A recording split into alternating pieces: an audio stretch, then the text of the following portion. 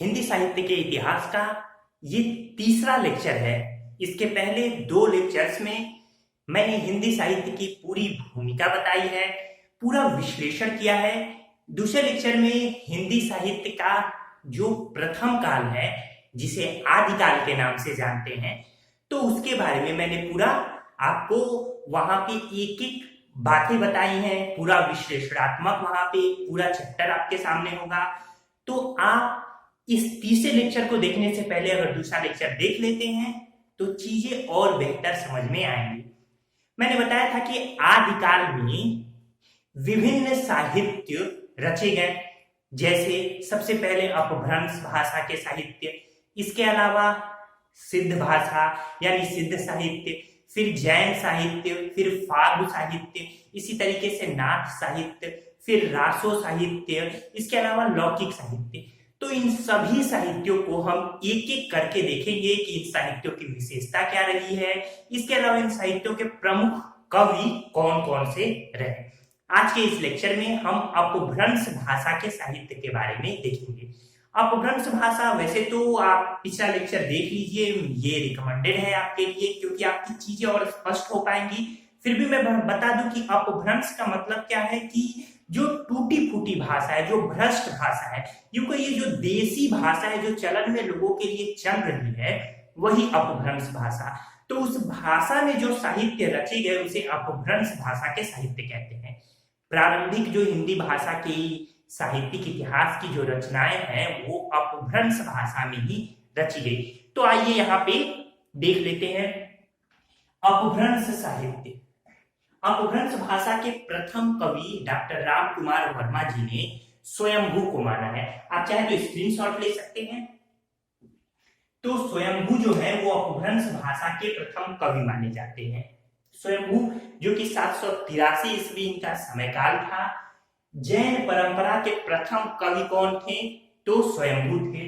इसके अलावा इन्होंने 3 ग्रंथों की रचना की, जिसमें इनका पौंचर्यु बड़ा ही महत्वपूर्ण है। पौंचर्यु, चर्यु मतलब चरित्र, ये चर्यु जो है अपभ्रंश का शब्द है।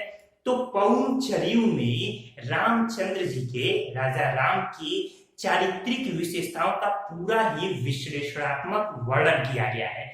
बहुत महत्वपूर्ण ये है, पूछा जाता है परीक्षाओं में कि पौंचर्यु किसकी रचना है, तो याद रहेगा स्वयंभू की। इसके अलावा ऋठेड़मी चर्यु और स्वयंभू छंद, कौन कौन? ऋठेड़मी चर्यु और स्वयंभू छंद, ये दोनों भी स्वयंभू की रचना है।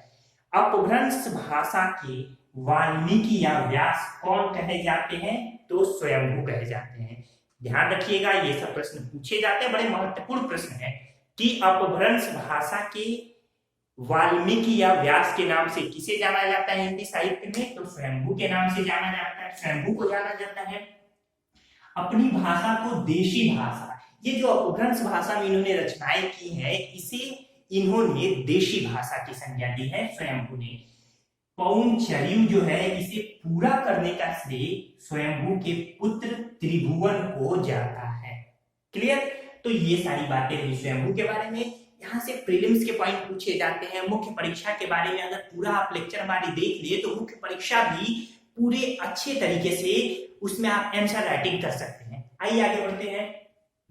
दूसरा जो अपभ्रंश साहित्य के दूसरे महत्वपूर्ण कवि हैं वे हैं पुष्यदंत या पुंड। ये पुष्यदंत को पुष्य भी कहते हैं।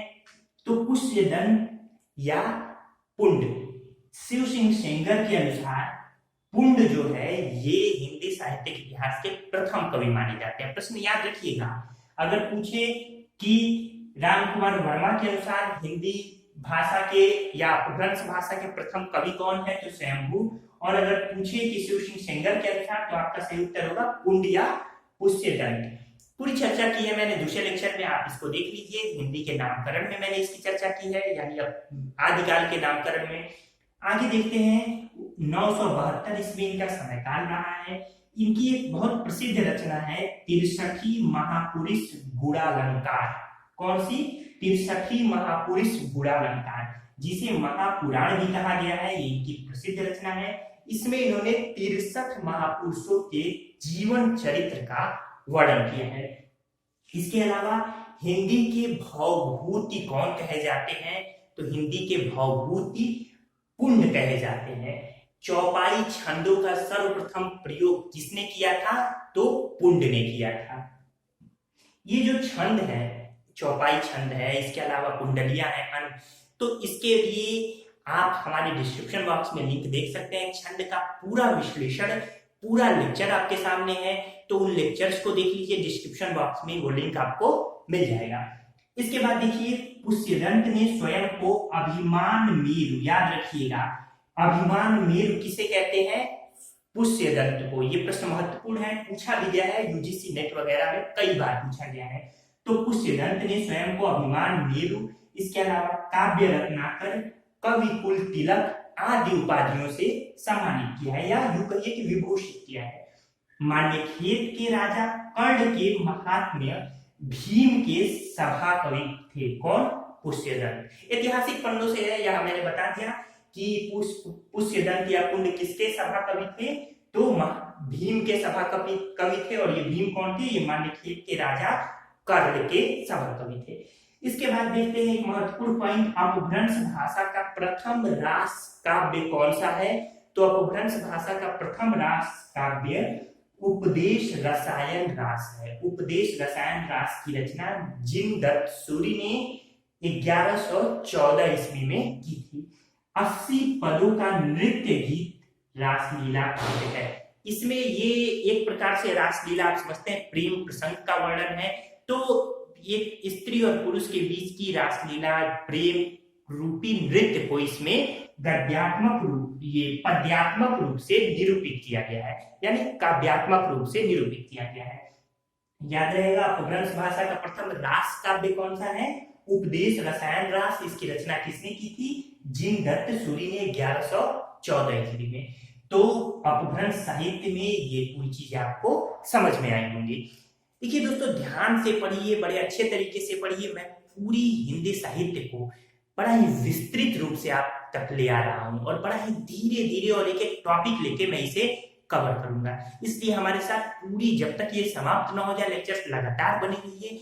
आप हमारे चैनल पे नए हैं तो अपने अन्य दोस्तों को भी बताइए कि ये चैनल है, यहाँ पे ऐसी पढ़ाई होती है। अगर आपको पसंद आए तो ऐसा जरूर आप कीजिए, बाकी आपकी मर्जी। लेकिन मुझे उम्मीद है कि आपको हमारे पढ़ाने का तरीका और हमारे मैटर सभी पसंद आ रहे होंगे। इसके अलावा चैनल को सब्सक्राइब करना ना भूलिए। चलिए दोस्तों, आगे देखते हैं। रास परंपरा का हिंदी में प्रवर्तन करने का श्रेय किसे जाता है? श्री शालिभद्र सूरि को जाता है। किसे? श्री शालिभद्र सूरि। इन्होंने 1184 ईस्वी में भरतेश्वर बाहुबली रास नामक रचना की थी। भरतेश्वर बाहुबली रास। अगला है कि देशी भाषा में किस मुसलमान द्वारा लिखित प्रथम काव्य ग्रंथ? देशी भाषा में किसी मुसलमान द्वारा लिखित प्रथम काव्य ग्रंथ? तो ये संदेश रासक ये काव्य ग्रंथ है, रचना अब्दुल रहमान ने की थी। तो ये भी आप दूसरे लेक्चर में इनका नाम देख सकते हैं। देखिए, ये जो कवि हैं, सब कवियों का लगभग नाम मैंने दूसरे लेक्चर में वर्णित किया है। इसके बाद देख लीजिए, ये जो संदेश रासक है, इसमें एक विक्रमपुर स्थान है। तो विक्रमपुर राज्य में एक वियोगिनी के विरह की कथा है कि उसका जो पति है वो उससे दूर चला जाता है, उसका प्रेमी है उससे दूर चला जाता है, तो उसी के विरह की कथा इसमें वर्णित की गई है। अगला है कि जैन साहित्य में सर्वश्रेष्ठ रहस्यवादी कवि कौन थे? तो मुनि राम सिंह। इनकी एक रचना है जो कि अक्सर पूछी जाती है, बड़ा ही महत्वपूर्ण रचना है, पाहुर दोहा। ये पाहुर दोहा के पीछे की एक पृष्ठभूमि भी है, इसे मैं आपको बाद में बताऊंगा। बस यूं समझिए कि यहाँ पे अब दोहा छंद जो है, इसका संकलन अपभ्रंश में होने लगा था। यहाँ देखिए, अपभ्रंश भाषा में दोहा काव्य का आरंभ 6वीं शताब्दी के कवि जोइंदू से माना जाता है। तो ये प्रश्न पूछा जाता है कि अपभ्रंश काव्य में दोहा काव्य का आरंभ किससे माना जाता है? तो ये अपभ्रंश कवि जोइंदू थे। इन्होंने 2 रचनाएं की है, परमात्म प्रकाश और योगसार। परमात्म प्रकाश और योगसार। तो इस तरीके से ये सारे ये प्रीलिम्स में आपके पूछे जाते हैं, विशेषकर यूजीसी नेट वगैरह में ये प्रश्न बारंबार पूछे जाते हैं, इसलिए मैं सभी प्रश्नों की चर्चा यहाँ करना उचित समझ रहा हूँ। आइए इन बड़े कवियों में अगला नाम देख लेते हैं अपभ्रंश साहित्य के हेमचंद्र। हेमचंद्र एक जैन मुनि, जैन आचार्य थे। इनका जन्म 1088 ईस्वी में हुआ था। गुजरात के सोलंकी राजा सिद्धराज जय सिंह व उनके भतीजे कुमार पाल के दरबार में ये रहते थे। हेमचंद्र का व्याकरण सिद्ध हेम नाम से प्रसिद्ध हुआ। ये महत्वपूर्ण है, पूछा जाता है सिद्ध हेम, तो सिद्ध हेम का पूरा नाम सिद्ध हेमचंद्र शब्दानुशासन था। उसे ही भारतीय ऐतिहासिक पन्नों में हिंदी साहित्य के इतिहास के पन्नों में सिद्ध हेम के नाम से जाना जाता है। ये पूछा जाता है कि सिद्ध हेम किसकी रचना है, तो ये हेमचंद्र की रचना है। ये रचना संस्कृत, प्राकृत और अपभ्रंश तीनों ही भाषाओं में की गई है। इसके अलावा प्राकृत के पाणिनि कौन कहे जाते हैं, तो हेमचंद्र कहे जाते हैं। फिर से मैं दोहरा दूं, याद रखिएगा। अगर पूछे अपभ्रंश भाषा के वाल्मीकि या व्यास कौन कहे जाते हैं, तो स्वयंभू कहे जाते हैं। इसके अलावा पूछे हिंदी के भवभूति कौन कहे जाते हैं, तो पुष्यदंत या पुंड कहे जाते हैं। अगर पूछे कि प्राकृत के पाणिनि कौन है, तो वो हेमचंद्र है। आगे देखते हैं, स्वयंभू ने चतुर्मुख भी एक अपभ्रंश भाषा के ही कवि माने जाते हैं। तो स्वयंभू ने चतुर्मुख को पद्दड़िया याद रखिए, मैं यहाँ फिर लिख दूं ताकि आप एक बार और स्पष्ट रूप से देख लें। पद्दड़िया, ठीक। तो स्वयंभू ने चतुर्मुख को पद्दड़िया बंध का प्रवर्तक तथा सर्वश्रेष्ठ कवि कहा है। पद्दड़िया यानी जो पद्दरी है वो 16 मात्रा का मात्रिक छंद कही जाती है। मात्रिक छंद के बारे में भी पूरा एक वीडियो मैंने आप तक प्रेषित किया, आप डिस्क्रिप्शन बॉक्स में उसका लिंक देख सकते हैं। तो इस तरीके से पद्दड़िया बंध के प्रवर्तक कौन माने जाते हैं, चतुर्मुख माने जाते हैं। किसके अनुसार, स्वयंभू के अनुसार। तो एक एक कड़ी सुलझाते हुए ये पूरी जो अपभ्रंश साहित्य थे, अपभ्रंश भाषा थी, इसके अलावा जो भी महत्वपूर्ण कवि थे, जो उनकी रचनाएं थी, वो पूरा मैंने विश्लेषण किया। जाते जाते मैं अपभ्रंश भाषा के जो महत्वपूर्ण और सारे कवियों की और उनकी कुछ महत्वपूर्ण रचनाओं के बारे में बता चलता हूँ।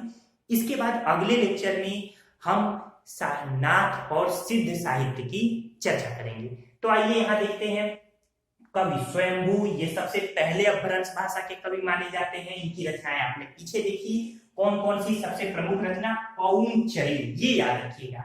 इसके बाद पुष्यदंत की बारे में भी हमने यहाँ पे पूरा देखा, काफी महत्वपूर्ण इनकी जो एकमात्र यानी एक जो सबसे महत्वपूर्ण इनकी रचना है उसे महापुराण कहते हैं, जिसका वास्तविक नाम तिरसठी महापुरुष गुणालंकार था।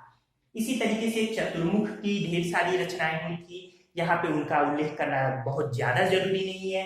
फिर धनपाल एक अपभ्रंश भाषा के कवि हैं, जिनकी जो रचना है भविष्यक्त कहा। वैसे तो ये भविष्यक्त कहा शुद्ध भाषा में हो सकती है, पर मैंने कहा ये अपभ्रंश जो देशी भाषा बोली जाती थी, इसलिए भविष्यक्त कहा ये रचना है। फिर जिनदत्त सूरि, ये जरूर याद रखिएगा, जिनदत्त सूरि की रचना उपदेश रसायन रास, ये मैंने यहाँ भी बताया आपको कि अपभ्रंश भाषा का प्रथम रास काव्य कौन सा था। फिर अब्दुल रहमान, ये भी महत्वपूर्ण है, संदेश रासक इनकी रचना है। फिर मुनिराम सिंह की पाहुड़ दोहा। इसके बाद जोइंदू की जो रचना है परमात्मा प्रकाश व योगसार, मैंने यहाँ भी बताया है। तो देखिए जो भी रचनाएं हैं, जो भी कवि हैं, उनको जरूर आप ध्यान से देखिए। इसके बाद से देखिए हेमचंद्र की रचना सिद्ध हेमचंद्र शब्दानुशासन, ये भी पीछे हुआ है। फिर सोमप्रभ सूरि की रचना कुमार पाल प्रतिबोध, कई बार पूछा गया है ये कि कुमार पाल प्रतिबोध किसकी रचना है, तो सोमप्रभ सूरि की रचना है। इसके अलावा प्रबंध चिंतामणि के बारे में कुछ महत्वपूर्ण पॉइंट भी है, ये महत्वपूर्ण भी है। प्रबंध चिंतामणि मेरुतुंग की रचना है, ये जैन आचार्य थे मेरुतुंग। प्रबंध चिंतामणि में दोहा विद्या, दोहा मतलब ये दोहा से है, दोहा को ही अपभ्रंश रूप में दोहा कहा जा रहा है। तो प्रबंध चिंतामणि में दोहा विद्या में विवाद करने वाले दो चारणों की कथा आई है। चारण यानी जो घूम घूम कर रचनाएं करने वाले कवि थे, तो इसलिए अपभ्रंश को दोहा विद्या भी कहा जाता है। याद रहेगा कि दोहा विद्या में विवाद करने वाले दो चारणों की कथा किस जो रचना है उसमें उल्लिखित है।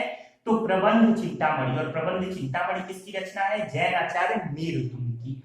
अपभ्रंश के पूर्व दोहा का प्रयोग नहीं होता था, यानी दोहा का सर्वप्रथम प्रयोग किस साहित्य में किया गया? अपभ्रंश साहित्य में किया गया। तो इसे आप हमारे डिस्क्रिप्शन बॉक्स में जो लिंक है, मैंने पहले ही बताया कि छंद वगैरह के बारे में पूरी श्रृंखला है, तो उसे आप देख लीजिए। इसके अलावा 14वीं सदी के अंत में लक्ष्मीधर एक कवि हुए जिन्होंने प्राकृतिक पैंगलम की रचना की। इस प्राकृतिक पैंगलम को प्राकृतिक पिंगल सूत्र भी कहा जाता है। एक और मैं बता दूं, सारंगधर ने सारंगधर पद्धति की रचना की है। सारंगधर को कुंडलिया छंद के प्रथम प्रयोक्ता के रूप में जाना जाता है। डॉक्टर बच्चन सिंह के अनुसार, डॉक्टर बच्चन सिंह ने कुंडलिया छंद के प्रथम प्रयोक्ता के रूप में किसे बताया है? तो सारंगधर को बताया है। ठीक है दोस्तों, इस तरीके से पूरा आज का लेक्चर समाप्त हुआ। उम्मीद है आपको ये लेक्चर पसंद आया होगा। अपना ध्यान रखिए, हमारे वीडियो देखते रहिए, नोट्स बनाते रहिए, अपनी तैयारी जारी रखिए। धन्यवाद दोस्तों।